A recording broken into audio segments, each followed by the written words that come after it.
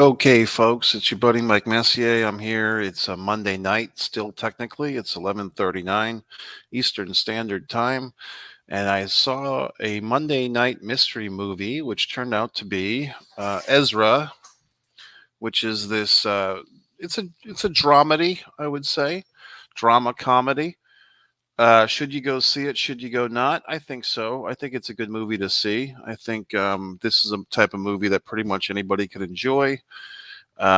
It's not too dramatic. It's not too goofy or whatever else. There's not violence, but it tells a real story. It's not. It's a real family thing, and I'll get into it. But yeah, I think you should go see this one. And what's the mystery movie? It's when the theaters, Regal here, AMC, and Cinemark have all done this. You pay $5 and you see a movie about 2 weeks before it comes out. So it's kind of a fun thing to do. Check your local listings to see if it's available to you. And tonight I went to Regal Cinema. Typically I see these at AMC, but the Regal was here, and I'm kind of warming up to this Regal Cinema. The only thing that it doesn't have, the one near me, is that the seats are like old school 1980s, 1990s, stiff as a board, non-reclining seats. The video and the audio are not quite as good as AMC, but it's still a nice theater, and the staff is really nice, and it's close by and so forth. So tonight I went there, and I also have that subscription plan. I paid, I believe, $160 at Halloween of 2023 for a year's subscription to this thing where I basically can see almost unlimited movies at Regal. There's a few exceptions for things like, you know, what do you call them? Those special screenings. You know what I'm talking about. Phantom special events. Those are not included. And like things like UFC and boxing that they've had there too were not included. So let me get into this review.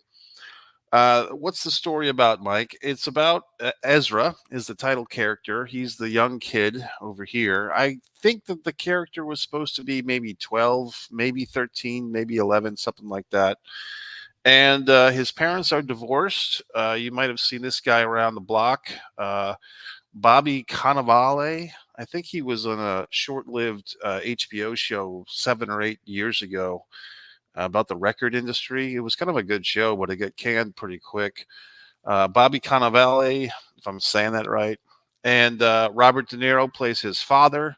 That's like the new big thing these days for like Italian American actors. Like they want to hire seemingly Robert De Niro to play their dad. And hey, look, if I could hire Robert De Niro to play my dad, I'd want to do that too. So I can't really blame anybody.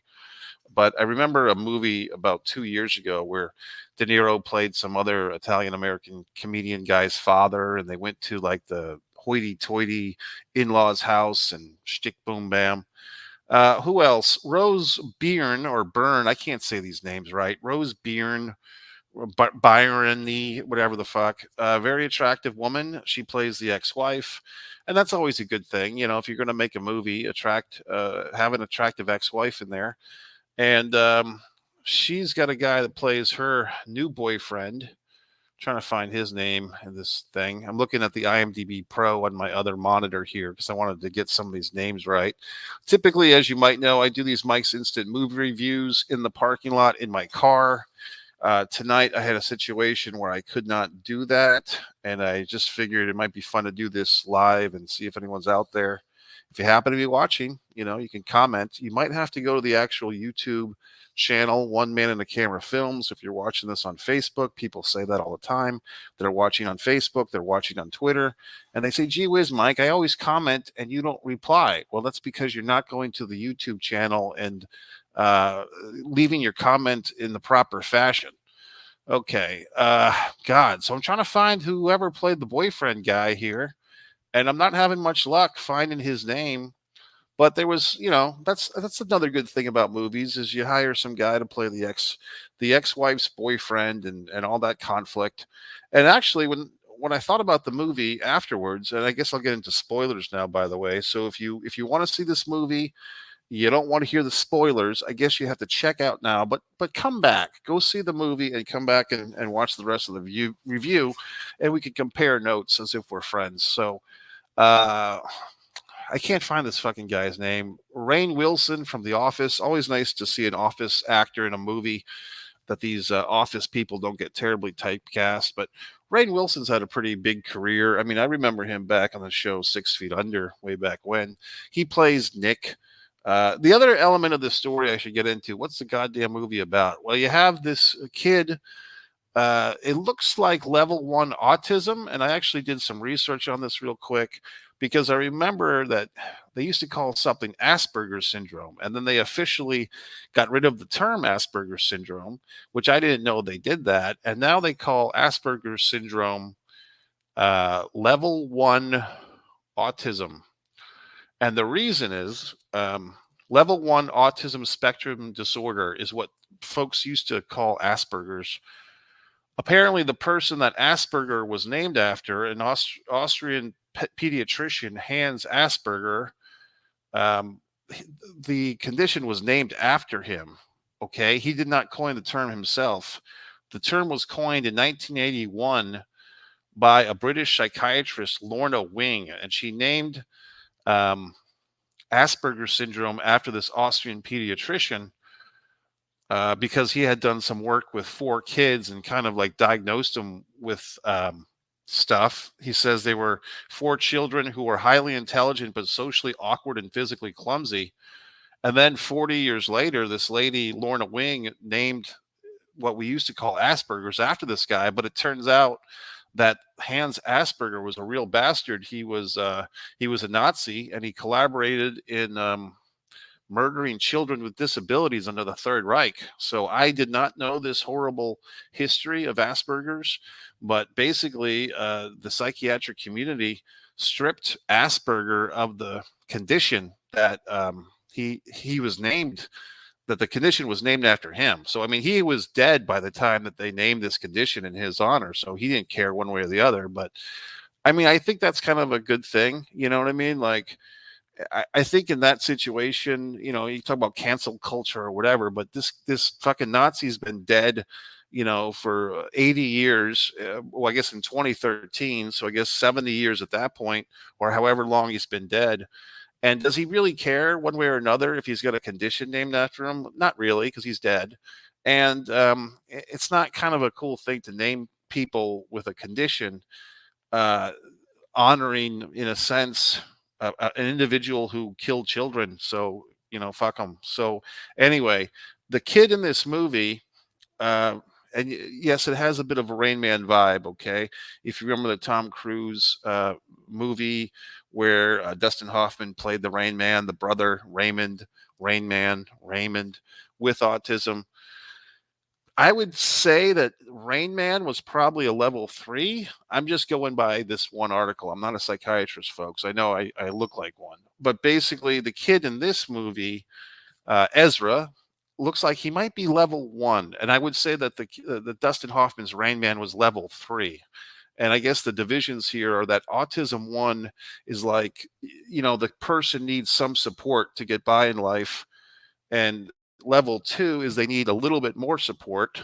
And then level 3 is, so the real thing here is level 1 ASD, requiring support. Level 2, requiring substantial support. Level 3, requiring very substantial support.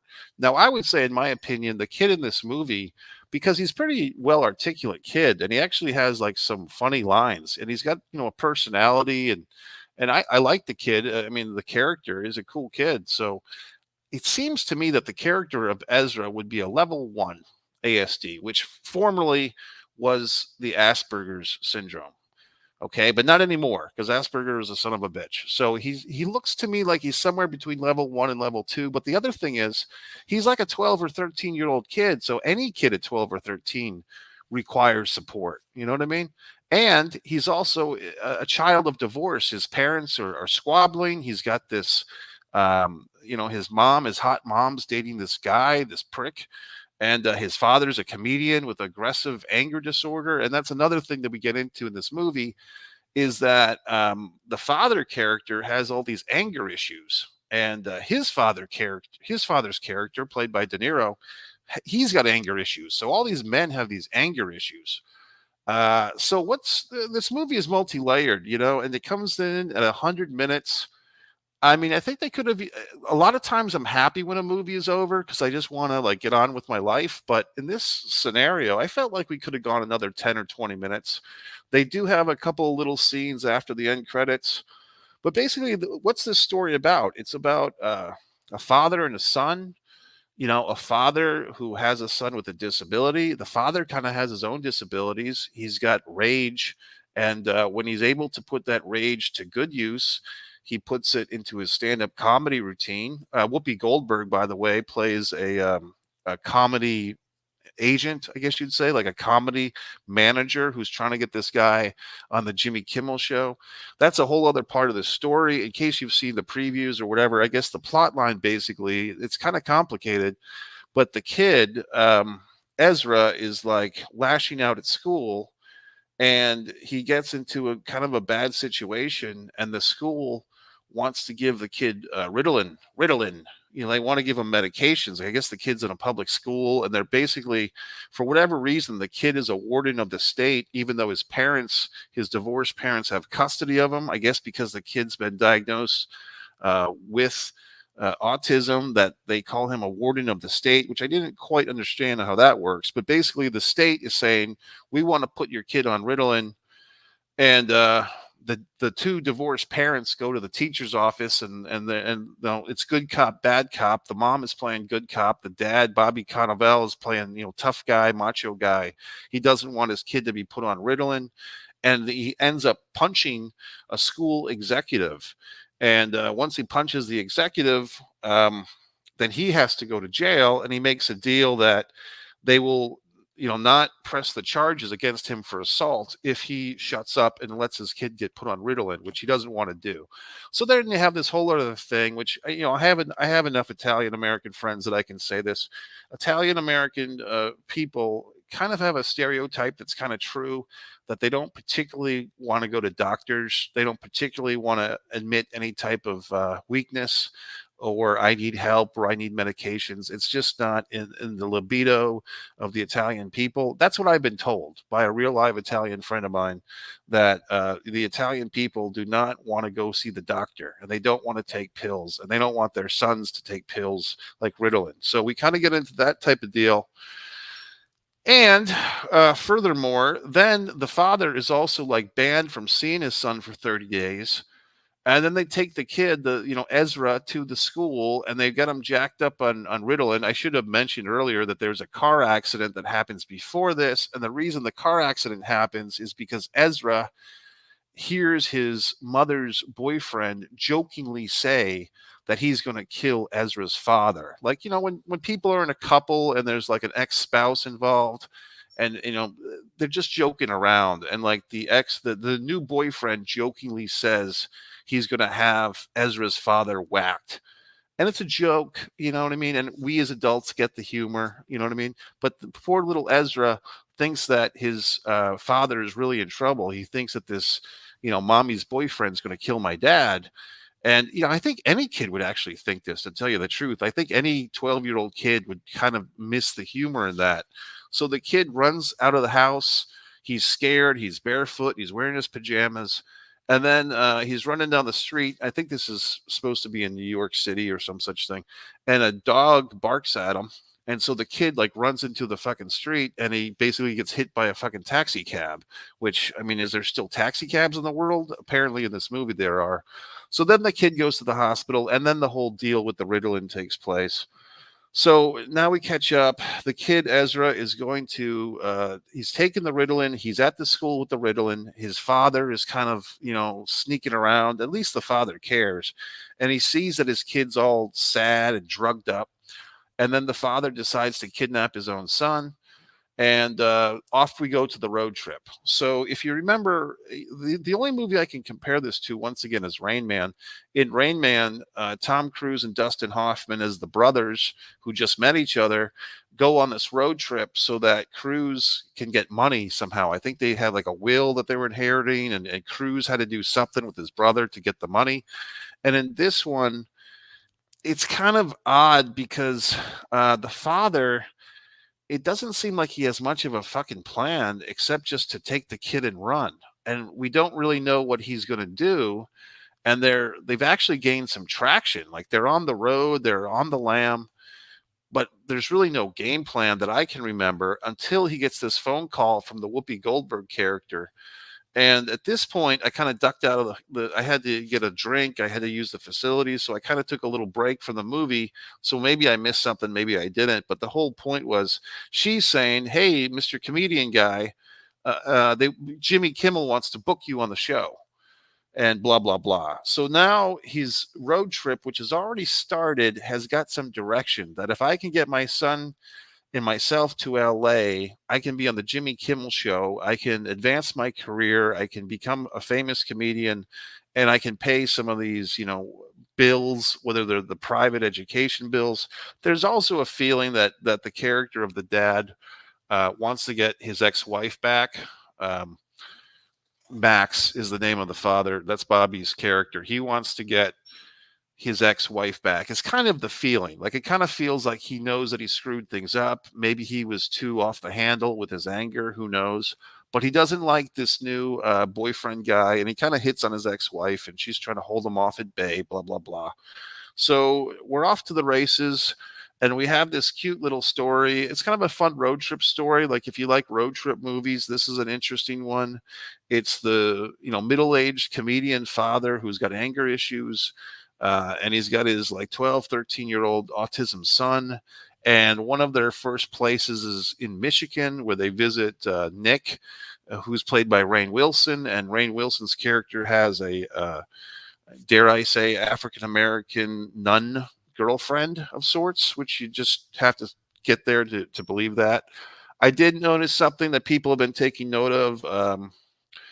Uh, Not Chris Rock, Dave Chappelle and others have been noticing this trend in television commercials. Like every single television commercial, it's interracial couples. Well, in this movie, it's like back to back. Like you have the Rainn Wilson, and he's got like the African American nun pseudo girlfriend, and then the very next scene, we're in a stand up comedy club, and it's a once again it's a interracial.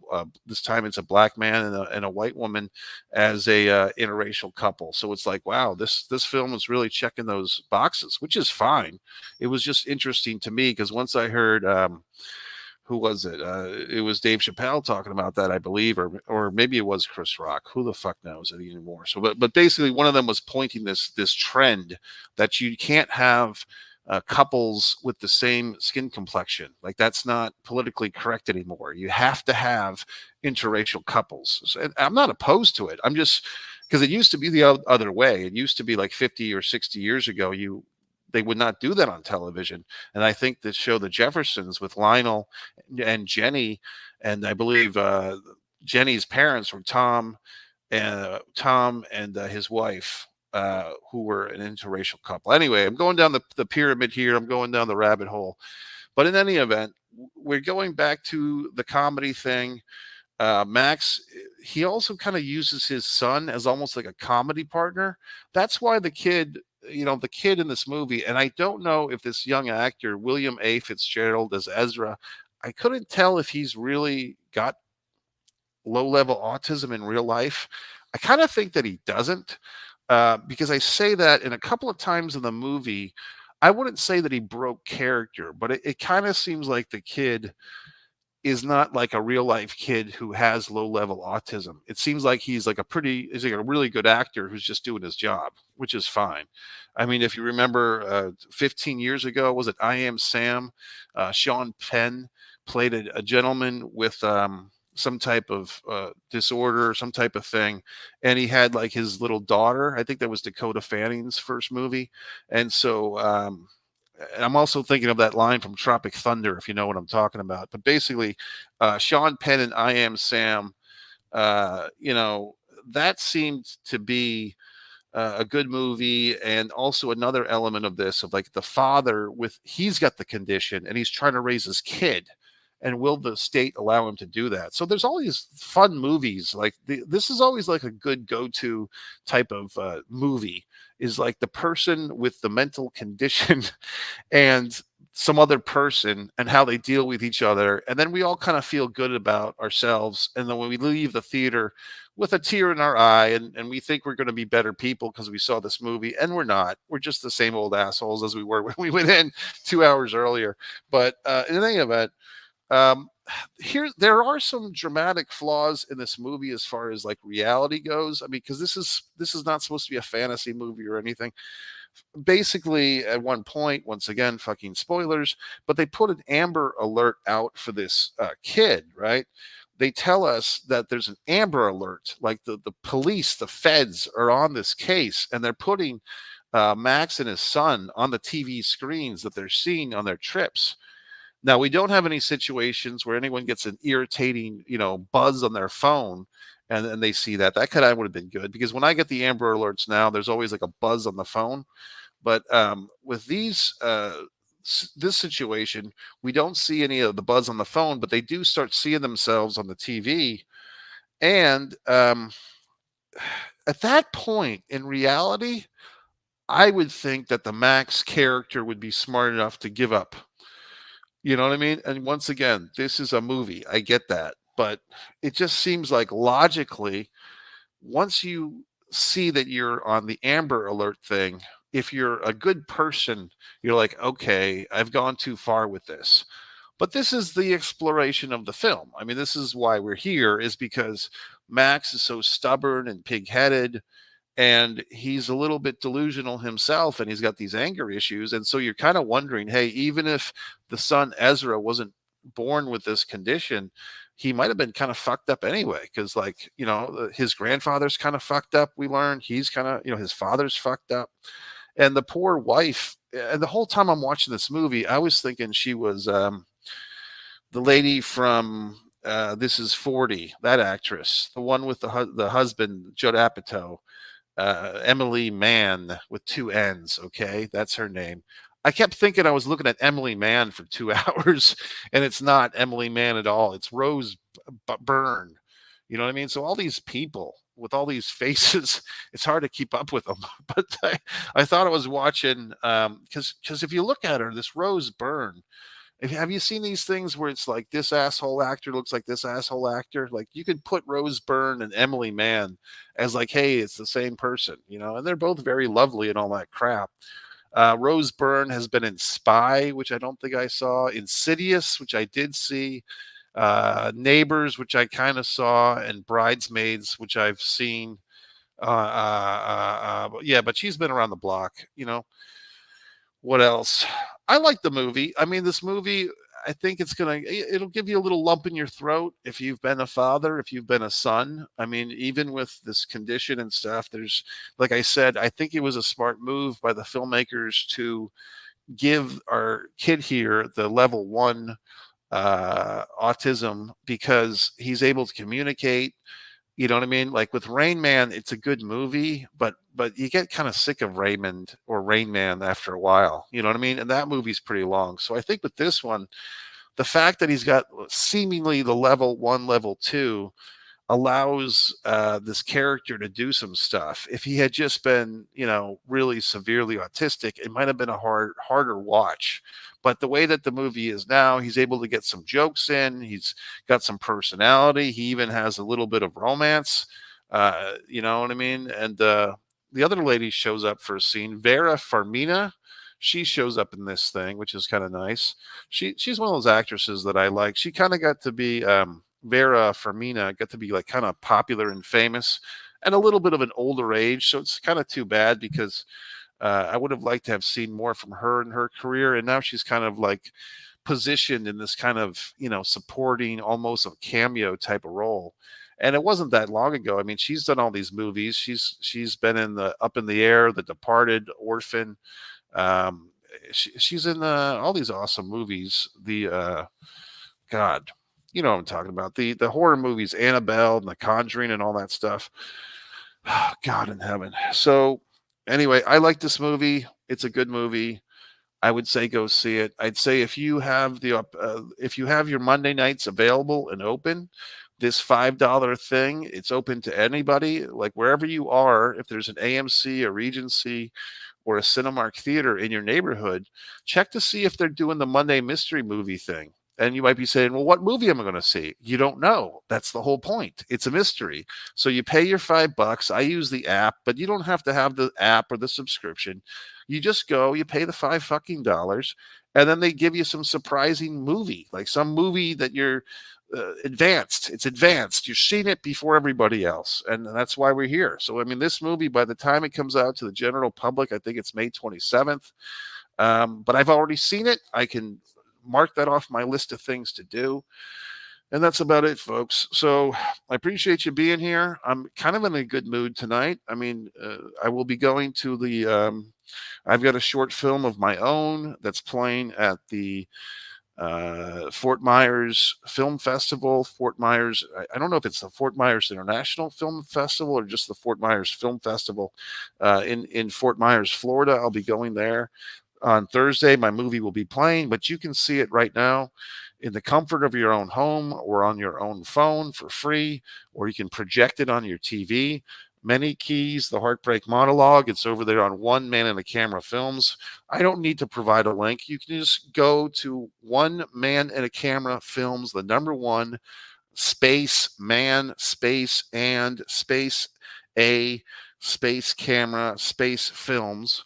I was trying to tell somebody that a few days ago, and they kept trying to put all the words together. No, it's separate words. Okay, so the first one's a number, it's one, and then Man in a Camera Films, and just watch Many Keys, The Heartbreak Monologue, and you can tell me how great it is. And you're wondering, well, gee whiz, Mike, how'd you make that movie? It's extracted from my A Distance from Avalon, When the Dying and the Dead Reunite, this book that I wrote, okay, which you can purchase on Amazon and all these wonderful things. And that's it, folks. So it's your buddy Mike Messier. I'm checking out. It's interesting. I've been watching.